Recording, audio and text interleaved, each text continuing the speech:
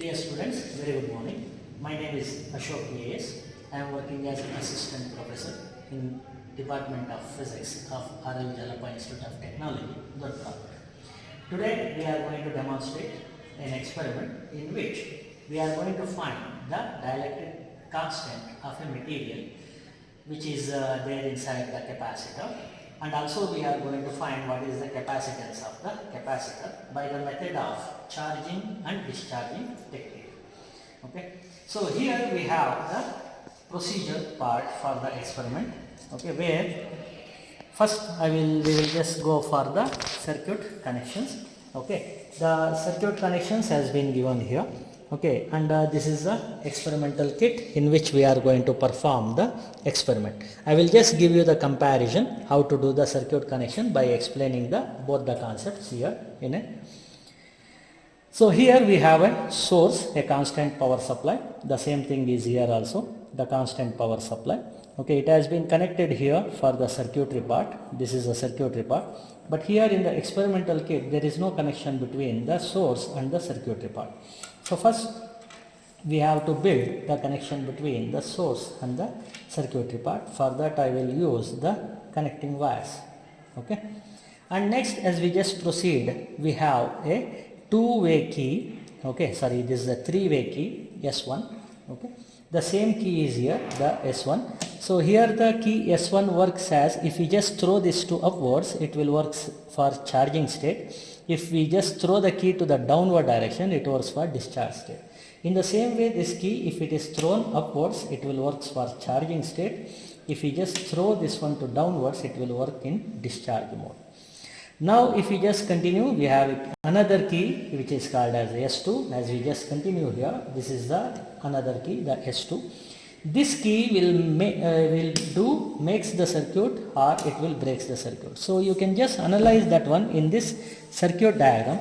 Unless the S2 is closed, the path will not be complete for either charge state or discharge state. Okay, so anything to be work here, either charge state or discharge state, the key S2 should be closed. So that key is here. And as we just continue in the circuitry part, we have a resistor. The same thing here, we have to connect the resistor. In the experimental kit, there are three resistors have been given: 100 kilo ohm, 220 kilo ohm and 300 kilo ohm. Here for our convenience for this setup, I will just choose 100 kilo ohm as the resistance. So I will just do the connections for the 100 kilo ohm resistor. So now the resistor is connected to the circuitry part here. Next, if we just continue, here we have another key which is, this is not there in the circuit because this is for the timer. Timer concept is not there mentioned in the circuitry part. So timer here, this is a clock in which the time will be running. To reset the clock, we are going to use this button. And next, if we just continue from the resistor, we have to connect the capacitor. And here there are three capacitors are there. Among these three capacitors, we have to connect any one capacitor to the circuitry part here. So I will just choose C1 for the convenience here.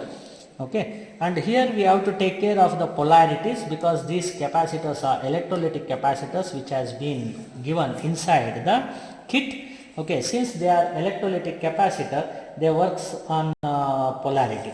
Okay, if we change the polarity, the readings will changes. And next, if we just continue, here we have to connect a voltmeter as it is mentioned in the circuit diagram. Okay, voltmeter we have to connect, but voltmeter is provided in the kit here. So I will just connect the voltmeter, negative to negative and positive. Okay, so this is about the connections of the circuit in the charging, discharging of the capacitor experiment. Okay, now we will just see how to perform the experiment. First we will just look what is the formula has been given. Here the dielectric constant K is been given by 1.44 into Tp into D into 10 raised to minus 6 whole thing divided by epsilon naught A into R. Okay, so here the Tp is the time, okay, interval for which VC is equal to VD, where VC is the voltage for charging and VD is the voltage for discharging. Okay, so where the VC and VC will be equal to VD for the same time. Okay, that point we have to take, that we will get it from this graph here. So as we just plot the charging and as we just plot the discharging curves, where these two curves meet, okay, that point, extra plotted point towards the x-axis, that we have to consider. Okay, so remaining part here we have the D. D is the thickness of the material, dielectric material used inside the capacitor. For all the three capacitors here, the thickness is 0.075 millimeter. And A is the area of the plates of the capacitor. The three capacitors C1, C2, C3 will vary in their areas and their respective areas has been given here. And since we are using the C1, we have to choose the A as 0.25 into 10 raised to minus 3 meter square.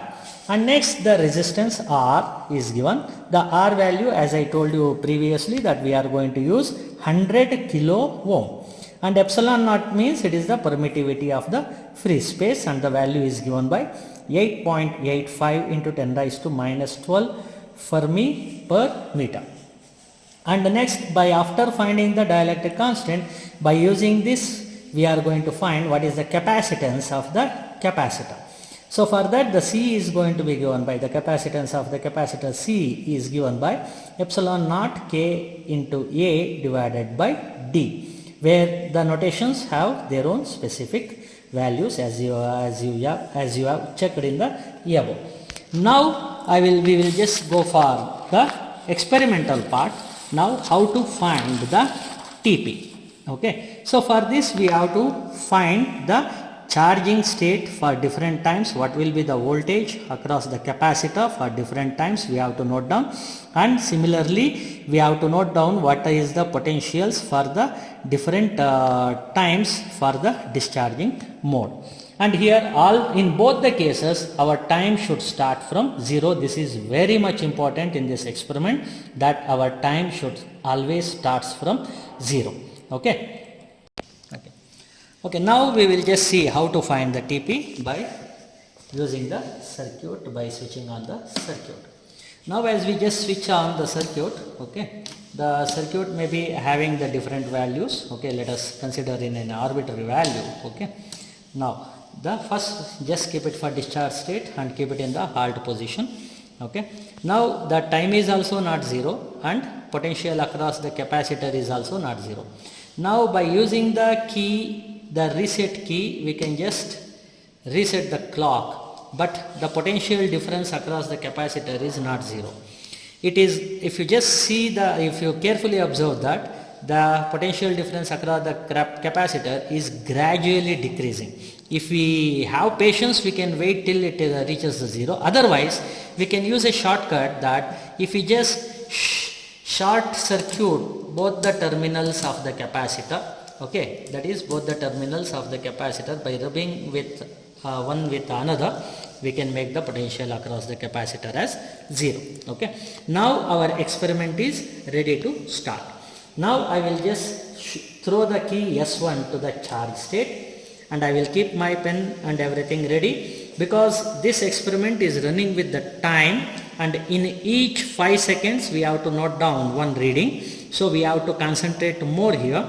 Okay, now for the time 0, the potential across the capacitor is also 0, 0. I will just note it down, and now I will just throw the key. Here you have to concentrate completely on the experiment, okay, while taking the reading. Okay, now I will just throw the key S2 for the start state. As I just throw it to the start, both the meters will start to show the readings, different readings. Okay, I will just start it, and I will just, along with that, I will just go and note down the voltage in the tabular column.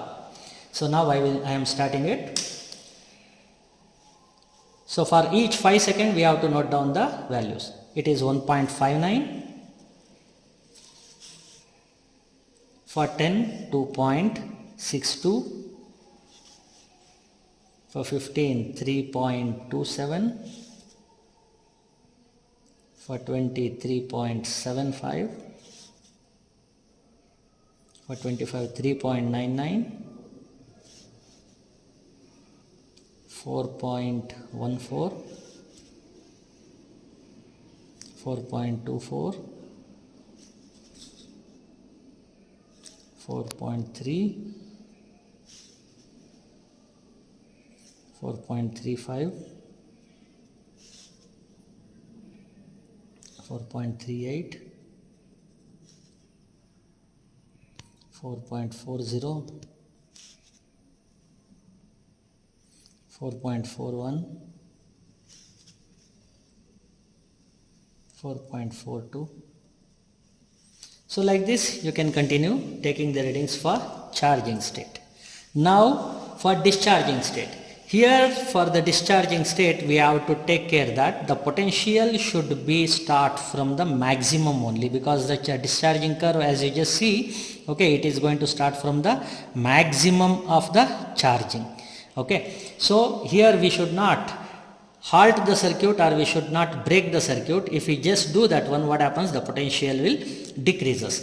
So now what we can do is we have to switch the mode for the discharging state by operating both the keys at a time. That is, one is reset key and another one is discharge key.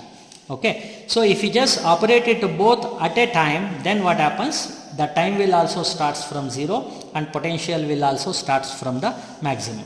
For the time being, I will just note down what is the maximum potential, that is 4.44, okay, for the time 0. Now I will just switch for the discharging mode by operating both the keys at a time. Now again I have to start the readings to tabulate. 2.75 for 5, for 10 1.75, 1.12, 0.72, 0.43, 0.28, 0.18, 0.12, 0.08, 0.05, 0.03, 0.02, 0.02, and it continues. So this is the way what we have to take the readings. Now if the same readings, if we just plot it in the graph, first put the points for all charging values and make a smooth curve, okay, where it will connect all the points, and again plot the points for the